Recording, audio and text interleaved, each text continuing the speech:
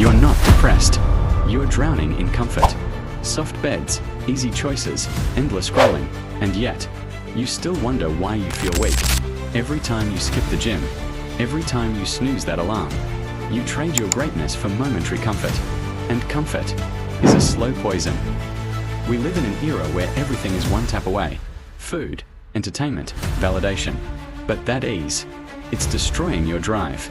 You've stopped chasing discomfort, and that's why you've stopped growing. Your body was built to move, to struggle, to evolve. But your mind, it's addicted to comfort. Comfort feels safe, but it's the most dangerous trap. It whispers, you deserve rest, even when you've done nothing.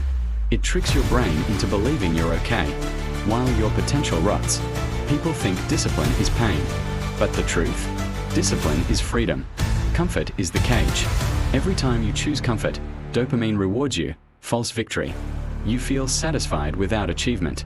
Over time, your brain rewires itself to avoid hard work. This is why scrolling feels easier than studying. Why comfort food feels better than progress. You're not lazy. You're chemically addicted to the easy path. Pain is not your enemy. It's the doorway to growth. You build muscle by tearing fibers.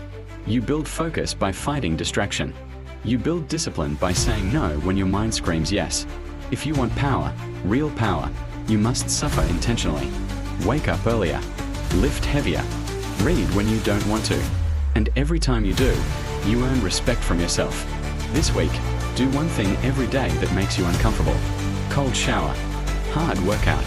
No phone before bed. Not to impress anyone, but to prove to yourself that you're in control. Because when you conquer comfort, you become unstoppable. If you're ready to go deeper, watch my next video, The Discipline Arc, Transform in 90 Days. Your comfort zone is killing you. It's time to kill it first.